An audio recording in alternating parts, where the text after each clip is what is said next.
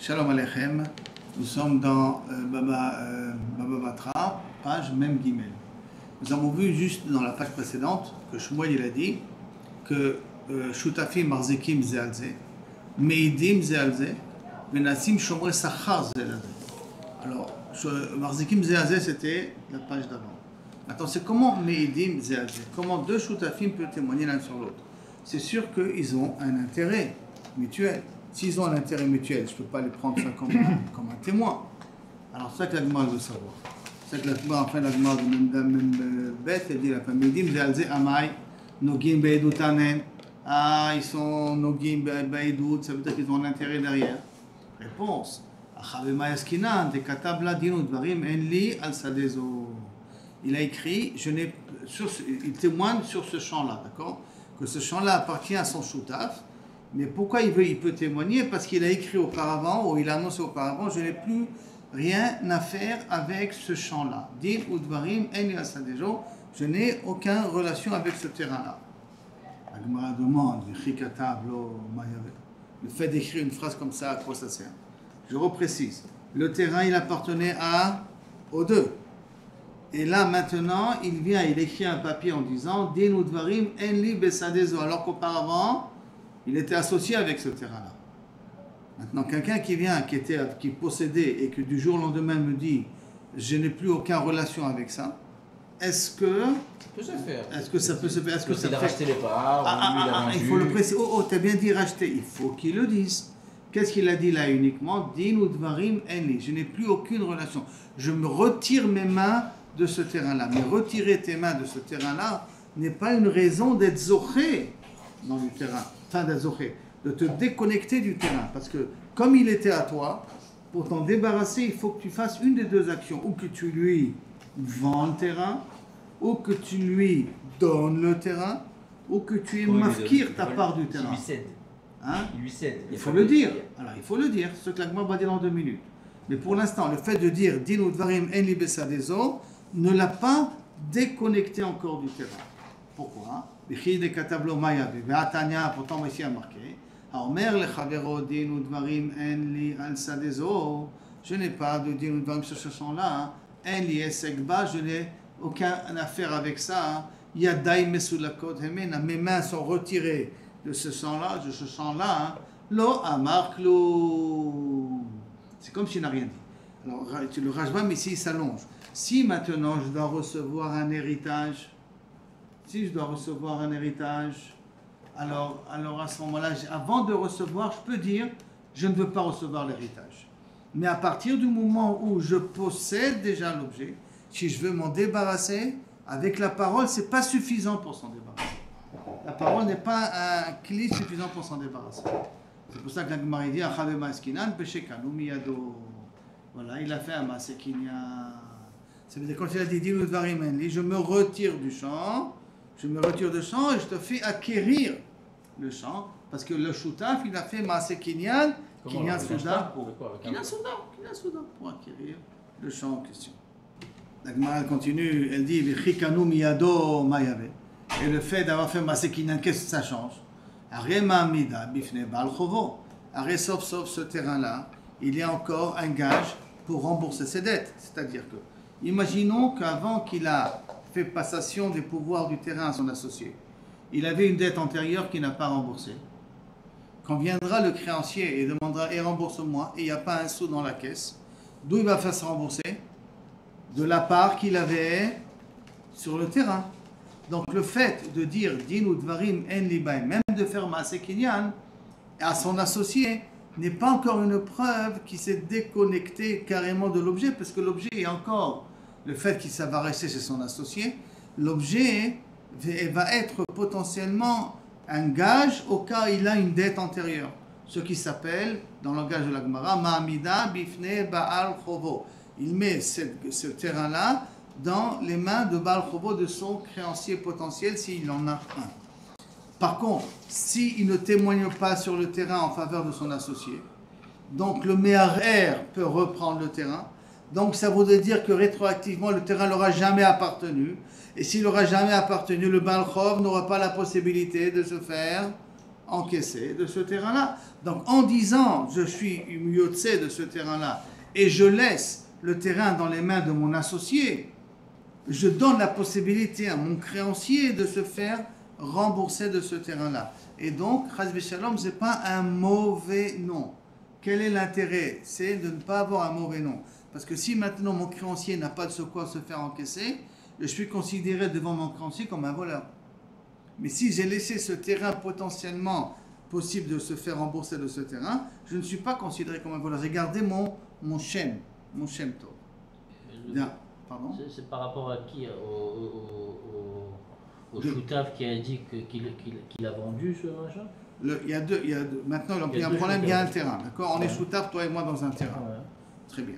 Maintenant, il y a un ir-our sur ce terrain-là. Il y a des gens qui disent ce terrain ne nous appartient pas. Okay. Il appartient à Yehuda. Okay.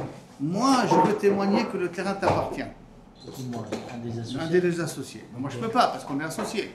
Ouais. Je ne garde pas les doutes. Ouais. Mais si je me retire du terrain, Comment? en disant Din ou Dvarim en li basadezo, je n'ai plus aucun droit sur ce terrain-là. Okay. Ça veut dire, je vous donne ma partie. Et donc je te donne ma partie, je suis plus possesseur de ce terrain. Ouais. Donc je peux à la rigueur témoigner que ce terrain te revient. Ouais. Il appartient à mon associé. Okay. Et si je témoigne, ça peut aller contre le maire, contre celui qui prétend vouloir avoir droit sur le terrain. Okay. C'est là? Okay. Donc maintenant ça, Alors, où est le créancier dans l'histoire? le créancier, c'est... Alors attends une seconde. Alors pour l'instant, a priori, mon témoignage devrait être valable. Ouais. La Gemara dit non, mon témoignage n'est pas valable parce que j'ai un intérêt que le terrain reste chez toi. Pourquoi? C'est mon associé, donc il reste chez toi. Parce que quand il reste chez toi, ça veut dire que antérieurement, le terrain m'appartenait aussi. Et donc si j'avais moi un créancier à qui je lui devais de l'argent et que je n'ai pas de quoi lui payer, il pourra se faire encaisser de la moitié du terrain. Donc j'aurais gardé mon Shem Tov. Je ne suis pas quelqu'un qui emprunte et qui ne rembourse pas. Et c'est pour ça que j'ai l'intérêt de témoigner sur le terrain, que le terrain reste à mon associé. Comme ça, au cas où j'ai des créances antérieures, je n'ai pas un Shemra par rapport à ces créances-là. Donc, qui m'a mis d'habifné Balchovo, de Amar Shmuel, comme a dit Shmuel, Amar Rabin, Bar Shmuel, Rabin fils de Shmuel, Mishmel et Shmuel nom de Shmuel, Amocher Sadeh Lechavero Shelo B'Achrayut, En Meid Alab. Si quelqu'un, je vends mon terrain à un ami sans responsabilité, Belo Achrayut, En Meid Alab, En Meid Lo Alab, je ne peux pas témoigner sur ce terrain-là. Pourquoi? Les fiches Mamida Bifne Balchovo. Parce que je laisse potentiellement la possibilité à mon créancier de se faire rembourser de ce terrain, puisque je l'ai vendu sans responsabilité, sans garantie. Qui veut dire que si moi j'ai des créances antérieures, il peut se faire encaisser et lui, l'acheteur, il recevra rien du tout. Je ne serai pas obligé de lui rembourser. Donc ça s'appelle Meida Bifne Balchovo. Je donne la possibilité à mon Balchob de se faire encaisser. La réponse de la Gemara, si c'est comme ça. On n'a qu'à parler ici dans notre cas à nous, que quand j'ai vendu le terrain, quand je t'ai donné le terrain, d'accord, je t'ai donné le terrain avec une garantie. Que quoi? Que si j'ai des créanciers, on va voir exactement quel type de garantie, mais la garantie c'est quoi? Que si j'ai des créanciers antérieurs, alors je te rembourserai. Si on te reprend le terrain parce que je dois de l'argent à quelqu'un d'autre, je te rembourserai, toi l'associé, l'argent que tu m'as donné. Donc ça veut dire que j'ai, là à ce moment-là, ni je garde de l'un, ni je garde de l'autre. Ça veut dire que de toutes les manières, je suis perdant de l'un ou je suis perdant de l'autre. Donc il n'y a pas ici j'ai gagné quelque chose. Parce que je devrais cet argent de toute manière. Et donc c'est ça que ça veut dire ici. J'ai reçu une responsabilité que si quelqu'un vient te reprendre le terrain, je te le rembourse. Maintenant, quelle responsabilité? Inima achayut de alma. Si c'est stamina achayut, si quelqu'un me dit ouais, le terrain qui tient entre tes mains n'est pas ton terrain, donc kido kabechol, il est me'ar bichlat sur le terrain, kol sheken de nichale, à plus forte raison qu'il a un intérêt là-dessus. Pourquoi? Parce que comme ça mon créancier peut se faire encaisser. Et là, de quelle achayut on parle ici? Et là, achayut de itle mechamate. Non, de quelle responsabilité je prends?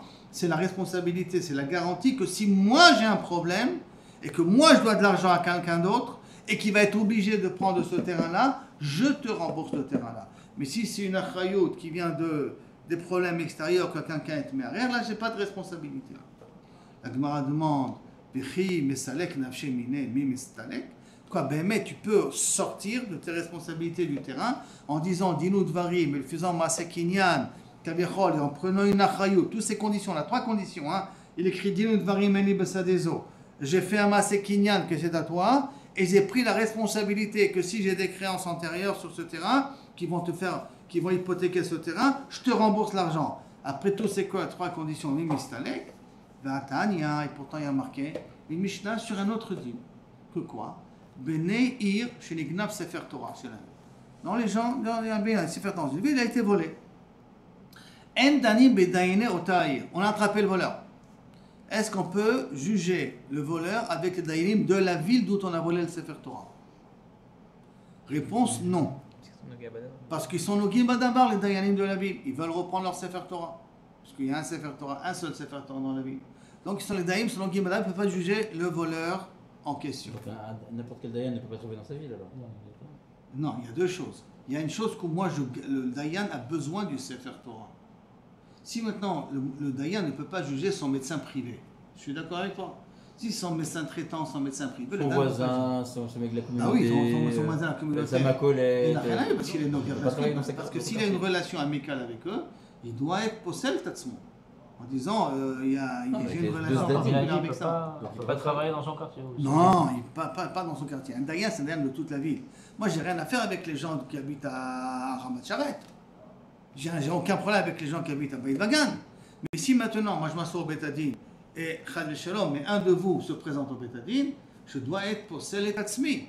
Parce que moi je vous connais, on étudie ensemble, on est proches et achassit l'un de l'autre. Donc je ne suis pas objectif. Donc je dois être pour Sel et Tatsmi. C'est pour ça que chaque fois qu'il y a un litige ici et qu'ils veulent que je sois un borer, je dis à l'antagoniste, je t'avertis, c'est mon élève. On peut dire Neman Alayaban, on apprendra sans nos Sanhedrin. D'accord? Je l'avertis, attends, pour Eman Gilou Naot, sache que c'est mon élève, je le connais. Est-ce que ça ne te dérange pas que je suis quand même borer? Ou sinon, je n'ai pas le droit de juger parce que je suis Nogia Badava. La même chose ici, il y a un Sefer Torah dans la ville. Si c'est les Danim de la ville qui vont juger, ils sont Nogia Badava parce qu'ils ont besoin du Sefer Torah. D'accord? Donc il y a marqué ici. Alors, en meviim raya manche otaïr. On ne peut pas amener de preuves des gens de la ville même. Veimita. Et si d'après ça, je peux dire dinu dvarim en li saluk betre minayu. Les dainu, que 2 sortent du lot. On dit dinu dvarim, on n'a pas sur le Sefer Torah. On sort, c'est-à-dire qu'on se déconnecte de la ville. Et ils n'ont qu'à juger à ce moment-là. D'accord? Si la formule se déconnecter est possible, alors pourquoi on ne le fera pas avec le Sefer Torah? Que 2 de la ville se déconnectent de la ville, dit Dvarim, on n'a pas avec cette ville-là, on n'a pas avec le Sefer Torah. Réponse, Shani Sefer Torah, Delishmiya Kae. C'est différent, Sefer Torah, c'est parce que c'est écouté. Même si tu sors, même si tu dis j'ai rien avec le Sefer Torah, quand ils vont lire le Torah, tu peux écouter le Sefer Torah, et t'es Yotze et Dechova du Sefer Torah. Donc ça s'appelle pas que tu t'es déconnecté de ce que le Sefer Torah peut amener. C'est pour cela que ça doit être des daïlés d'une autre ville qui les juge. Ok, Tashma. Alors viens, écoute, je vais t'amener une autre Mishnah. Qu'est-ce qu'il y a marqué là-bas? Omer, nous mané l'ibni, donner de l'argent à mon fils. L'ibni, excuse-moi, l'ibni iri, aux gens de la ville. C'est quoi donner aux gens de la ville? En d'autres termes, il dit Rashi, pour l'instant, tel que la Gemara comprend, voilà, je fais des dons pour réparer les routes. Je fais des dons pour réparer les lampadaires. Je fais des dons pour réparer les murailles. Pour les gens de la ville. Nominatif. C'est pas nominatif, c'est clavier de la ville, d'accord? En dani bedaine otaïr. On ne peut pas être jugé ça par les daïms de la ville, on ne peut pas amener des témoins de la ville. Qui veut dire, maintenant le mari il est mort, le père, le donateur il est niftar, mais on n'a pas encore pris l'argent. Alors maintenant on veut prendre l'argent des Yorshim. Prendre l'argent des Yorshim, il faut aller au Betadine. Est-ce que les dayanim de la ville peuvent traiter le sujet? Par exemple les Yorshim me disent, ma pitom, notre père n'a jamais dit ça. Et on veut amener 2 témoins de la ville qui ont entendu leur père dire qu'on est prêt à donner un don de $100 000 à la ville pour réparer les murailles de la ville. Est-ce que les dayanim de la ville peuvent juger le sujet?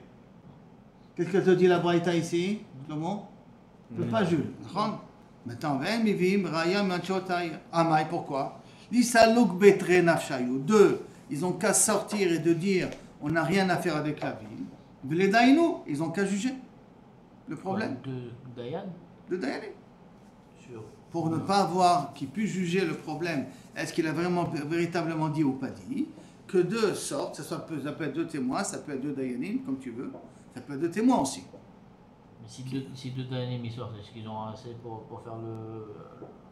faire le din On va dire, alors tu sais quoi, deux témoins. Deux témoins sortent, ça sera plus facile. On peut juger avec deux aussi. Mais pour ne pas rentrer dans la problématique que tu as soulevée, on va dire que ce sont deux témoins, donc deux personnes qui vont témoigner que le père, avant de mourir, il a dit Bémet, donnez ça. Quels sont ces deux? Ils vont se déconnecter des gens de la ville. Ils vont dire Din ou Dvarim, on n'a pas dans cette ville-là. On n'a qu'à dire un cas pareil. Réponse non, c'est une bonne question. Et parce que c'est une bonne question, la Gemara répond à Chabema Eskina, Nachanami be Sefer Torah. Si ça part d'un Sefer Torah, il a voulu faire un don, nous, Mané, les Bnei Aïré, pour acheter un Sefer Torah. Donc on retombe dans le problème qu'un Sefer Torah, c'est le fait de l'écouter, même si j'ai un din ou dvarim, j'ai pas, je suis quand même Yosei Derova, donc je suis Nogea Badava. Ok, Tashma. Là encore peut-être une autre question. Omer, nous, Mané, les Aniye Iri. Donnez, voilà, je dépose un héritage de $100 000 pour les pauvres de la ville. Et il est mort, et les Yorshim ne veulent pas donner, et on veut avoir des témoins qui ont dit qu'effectivement il a fait un don de cet argent-là. Et on n'amène pas des preuves de gens de la ville. Je ne comprends pas. Les Dayanim, parce que l'Anim, ils vont prendre, alors les Dayanim vont être psoulim. Où il y a un problème de Dayanim ici? Jusqu'à maintenant, on a dit que les Dayanim peuvent avoir un intérêt parce qu'ils doivent écouter le Sefer Torah. Les Dayanim, ils ont un intérêt parce qu'ils vont gagner le fait que la ville elle est protégée. Les routes sont arrangées. Donc il y avait un intérêt que les Dayanim peuvent avoir de prendre cet argent-là. Mais que de fait de donner cet argent aux Anim, en quoi ça peut être possède les Dayanim? En quoi ça pose un problème chez les Dayanim pour dire qu'ils sont psoulim? Et là, Emma, c'est pour ça qu'il faut expliquer autrement. Et là, Emma, en Danim bedayane aniye otahir. On ne juge pas avec les Dayanim qui sont pauvres de la ville. Parce qu'à l'époque, les Dayanim ne recevaient pas de l'argent. Donc c'est possible que le Dayan il est pauvre. Et si le Dayan il est pauvre, et il va juger le sujet, le don qu'avait fait cette personne, il a un intérêt parce qu'il va recevoir l'argent de ce don-là. Donc dans un cas pareil, on parle de ces Dayanim-là, des Dayanim qui sont pauvres pour de l'argent qui est réservé aux pauvres. Et le Chawab en continue, il dit qu'on peut parler de preuves des gens de la ville que la personne avait effectivement voulu faire un don. Amaï, pourquoi? L'istalku betre, nafsha, deux, ils n'ont qu'à se retirer de la ville. Les daïnou, ils n'ont qu'à juger avec ces deux témoins-là. Réponse, achanami be sefer Torah. Là aussi on parle d'un sefer Torah. Amaï karele anim, pourquoi tu appelé pauvre? Sefer Torah et pauvre, c'est deux termes différents, non? Quel rapport entre les deux? Réponse, de akol etzel sefer Torah anim. Tous par rapport à un Sefer Torah sont considérés anim. On a tous besoin du Sefer Torah. Comme on a tous besoin d'un Sefer Torah, donc on est tous considérés comme pauvres par rapport au Sefer Torah. Donc quand on parle aniye aïr, c'est kilu kabechol par rapport au Sefer Torah. Première explication de la Gemara. Deuxième explication. Ema leolam kedekatane aniim mamash. Si tu veux, je peux t'expliquer qu'on parle de vrai aniim. Aniim mamash, d'accord? Comme on avait compris au départ. Ou be'aniye deramu alayhu. C'est des aniim qui tombent sur l'obligation des Dayanim de les nourrir. Ça veut dire que s'il y a personne pour s'occuper des pauvres, qui c'est qui doit s'occuper des pauvres justement? Les Gabaïm de la ville, qui veut dire les Dayanim de la ville. Donc ces Aniim, là, ils sont sous la responsabilité des Dayanim. Si maintenant lui fait un don, il valide le don, eux, ils ne seront plus obligés de s'occuper de ces pauvres-là. Ils ne seront plus obligés de ramasser de l'argent pour donner à manger à ces pauvres-là. Donc ils sont Nogim Baïdot ici. Ils sont Nogim. Hein? Ils ne pourront plus la donner alors. Pardon? Ils ne pourront plus la donner. Ah, c'est pour ça qu'ils ne peuvent pas la donner. C'est pour ça qu'on peut parler ici des Anim Mamash. Et pourquoi on a dit que les Anim Mamash, ces Dayanim ne peuvent pas juger, même des Dayanim qui sont riches et tout ça, hein, pourquoi ils ne peuvent pas juger? Parce que les Anim de la ville sont sous leur responsabilité à eux. Et s'ils vont valider le don en question, ça sera moins d'argent à dépenser de chez eux. Donc quelqu'un en parle. Si maintenant il y a une somme fixe qu'il faut donner au Anim, d'accord? Alors à ce moment-là, litvu betre minayu, on prend deux parmi eux qui donnent aux pauvres ce qu'ils ont besoin de recevoir. Les daïnou, et après qu'on a donné au tout l'anime la somme fixe qu'ils doivent recevoir, ils n'ont qu'à juger le problème. Est-ce que le don de cet homme-là qui est mort, c'est un vrai don ou pas un vrai don? Ils peuvent juger le problème après. Ils n'ont qu'à payer au anime toute la somme que chaque anime doit recevoir. Donc ça y est, en payant la somme au anime, ils se sont déconnectés des animes. Et maintenant, ils n'ont qu'à s'asseoir pour pouvoir juger quel est le problème. Si on dit que chaque année reçoit une somme fixe. Alors, une réponse à Khalil Maskin, de l'Okaïtseléo. Et si on parle qu'il n'y a pas de forme fixe, c'est suivant les besoins. Et comme c'est suivant les besoins, donc c'est possible que les besoins ils augmentent. Alors à ce moment-là, on a intérêt que cet homme-là fait un don pour pouvoir combler les manques. Donc à ce moment-là, ils sont au Gimba et d'autres. Ils sont au Gimba d'abord. Iba et Tema. Si tu veux, je peux expliquer aussi autrement. Léolam de Kaïtseléo. Que chaque année, il a une somme fixe. Venichaleu. Ils sont intéressés justement. Pourquoi? Parce qu'à partir du moment où ils ont déjà donné, eux, la part que doivent recevoir l'année. Et ils vont juger maintenant sur le don qu'a fait cette personne-là. De telle sorte qu'ils vont donner une deuxième part au anime, ce qui vont faire que l'anime ne sont plus des animes. Parce qu'ils ont beaucoup plus. Et donc ils n'ont plus à ce moment-là de responsabilité sur les dayanim de s'en occuper. Pourquoi? Parce que ça y est, les animes, ils ont reçu une belle somme pour ces 2-3 mois en avance, et comme ils ont reçu une belle somme, on n'a pas besoin de s'occuper d'eux pendant 2-3 mois. Et donc ils ont un intérêt, ils ont un gain derrière, c'est pour cela qu'ils ne peuvent pas juger les aniyim de la ville en question. Maintenant on revient aux paroles de Shmuel. On a expliqué, En Meidim Zebazé, dans quel cas on parle, on a dit Din ou Dvarim Enli avec Achayut, ainsi de suite. On a posé des questions de Aniye Aïr, ou de Zéla dans la vie, de Sefer Torah, et ainsi de suite. Maintenant, on revient, on parle de Shmuel, on a dit Nassim, Shomre Sachar Zelazé. Deux associés sont Shomre Sachar. Qui veut dire quoi Shomre Sachar? Si je garde ta part et que j'ai été volé, je suis obligé de te rembourser l'objet volé, parce qu'un Shomre Sachar est Chayav de Gneva Baveda. On est d'accord?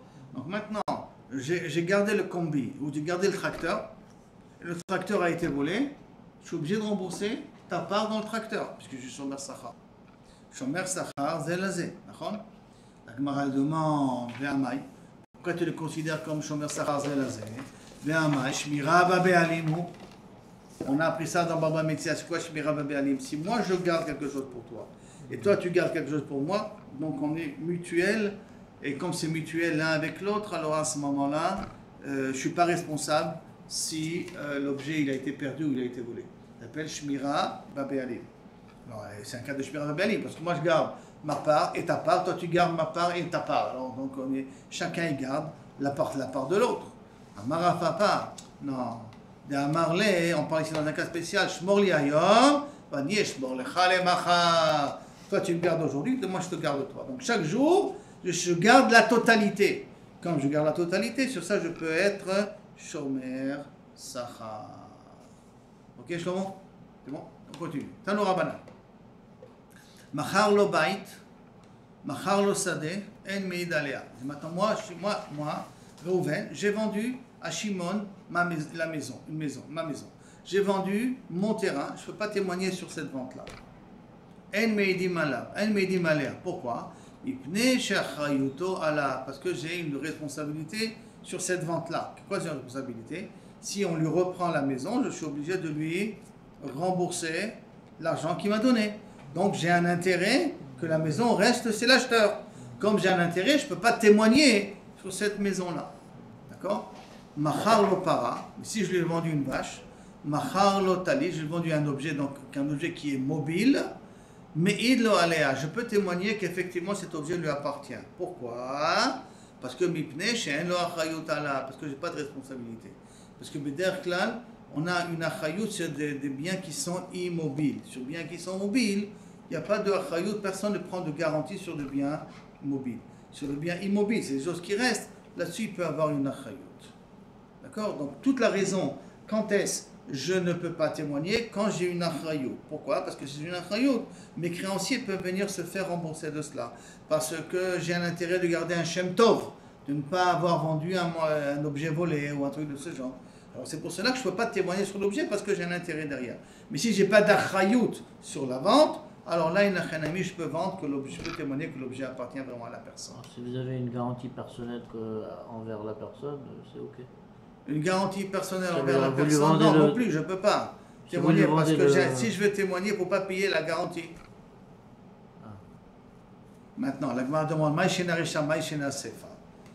Pourquoi dans la Recha, tu considères que je suis Nogia Baïdout et dans la Sefa, dans le cas d'un bien mobile, je ne suis pas Nogia Baïdout. Maïshena Recha, Maïshena Sefa. Amarav Shechet, Recha Bereuven chez Gazal Sadeh Michal Shimon. La Recha, on parle dans un cas où Reuven a volé un terrain de Shimon, ou Machral à Lévi. Donc Reuven l'a volé de Shimon et il l'a vendu à Lévi. Ve'ata Yehuda, ve'kamer er. Et vient Yehuda et remet en question Bichlal à qui appartient le terrain. D'accord? Yehuda prétend que le terrain il appartient à lui. Or, Reuven a volé le terrain de qui? De Shimon. C'est-à-dire? Et il a vendu à Lévi. Et vient Yehuda et dit que Bichlal, ce terrain lui appartient à lui. Il est maire et prétend que ce terrain appartient à lui. De l'olezil Shimon, la soudé les Lévi. Shimon, à qui on a volé le terrain, ne peut pas témoigner en faveur de Lévi que le terrain appartient à Lévi, pour qu'il ne revienne pas dans les mains de Yehuda. Maintenant, pourquoi? Des Nichale, des Hadra. Des Nichale, des Hadra. Il est intéressé que Kabiachol, le terrain, lui reviendra après par la suite. Que comme Reuven lui a volé le terrain et il a vendu à Lévi, si je témoigne que le terrain appartient à Lévi, enfin qu'il est pour l'instant à Lévi et pas à Yehuda, donc après je pourrai réclamer le terrain parce qu'il a été volé pour me le reprendre. Mais si Yehuda il gagne dans le jugement, je ne pourrai jamais réclamer le terrain parce qu'il s'avère que rétroactivement, dès le départ, le terrain appartenait à Yehuda, il n'appartenait pas à Shimon. Donc Shimon, il a tout intérêt à vouloir témoigner que le terrain soit à Lévi pour se refaire encaisser le terrain par la suite. C'est pour cela qu'on dit qu'il est Noga Baïdout et il ne peut pas témoigner. Bien que Shimon, c'est la personne qui a été volée. La Gemara demande, je ne comprends pas, attends. Mais à partir du moment où il va témoigner que le terrain appartient à Lévi, comment il voulait lui faire ressortir le terrain après? Il vient au tribunal, Shimon, à qui on a volé le terrain, il témoigne que la vente de Reuven c'est une bonne vente et que le terrain il appartient à Lévi. Comment après qu'il a témoigné que le terrain il appartient à Lévi, il va réclamer à Lévi qu'il lui rend le terrain? Donc ce cas de figure ne marche pas. Et là non, de Hamar, comment il va dire Shimon? De Hamar Yadana, de Hayara, l'âme de Yehuda. Il témoigne que je sais que ce terrain n'appartient pas à Yehuda. C'est ça son témoignage. Je témoigne que je sais que le terrain n'appartient pas à Yehuda. C'est pas que je témoigne que le terrain il appartient à Lévi. Je témoigne que le terrain n'appartient pas à Yehuda. Donc il a déconnecté Yehuda. Maintenant le terrain il reste dans les mains de Lévi. Il peut faire sortir le terrain des mains de Lévi. Maintenant, de la Yehudahi, ou Béaou, Zechuta, de Ka, Mafik, Mi Lévi, les Fik, Mi Yehuda. Je ne comprends pas. Avec la même preuve, le même srout, la même possibilité de témoignage, qui peut pour faire sortir. Comment il va faire sortir le terrain de Lévi? Parce qu'il va amener des preuves que le terrain lui appartient. Alors il aurait pu peut-être faire la même chose avec Yehuda, amener des preuves que le terrain n'appartient pas à Yehuda. Pourquoi il est uniquement obligé de dire que je témoigne que le terrain n'appartient pas à Yehuda? Laisse. Et même si Yehuda il prend le terrain, va après faire sortir le terrain de Yehuda, puisqu'après tu as des preuves pour retirer ton terrain, puisque tu as des preuves pour les faire sortir de Lévi. Réponse non. Je préfère faire sortir le terrain des mains de Lévi que les faire sortir des mains de Yehuda. Yehuda c'est compliqué. Yehuda je sais que c'est une personne un peu embêtante, je n'ai pas envie d'avoir affaire avec lui, et que si le terrain est dans ses mains, après j'aurais des difficultés à le faire sortir. De Lévi je peux m'arranger plus facilement. Et c'est pour cela qu'il préfère faire sortir ça de lui. Et c'est pour cela qu'on dit qu'il est pas sous la Edout, n'oublions pas. Si tu veux, on peut expliquer autrement. Il y a des témoins pour Shimon, il y a des témoins pour Yehuda. Donc je ne pourrais pas faire sortir ça du terrain de Yehuda. Après, la Gemara demande, et alors, comme il y a des témoins pour l'un, il y a des témoins pour l'autre. Alors, des témoins pour Yehuda et des témoins pour Shimon, pour les deux, d'accord? Amourabana, et les Chacham ils ont dit, Ara, Echade Kaima, Tikkun. Quand on a un safek comme ça, deux témoins contre deux témoins, je peux rien faire, d'accord? Si je peux rien faire, alors comment les Bédines va trancher? Où se trouve le terrain maintenant? Il se trouve dans les mains de Yehuda? On les laisse chez Yehuda. Alors pour éviter ça, c'est pour cela qu'il témoigne uniquement que ça n'appartient pas à Yehuda, pour pouvoir après le faire sortir de Lévi. C'est-à-dire, après la Gemara continue, Aval Bezrat Hashem, on verra ça.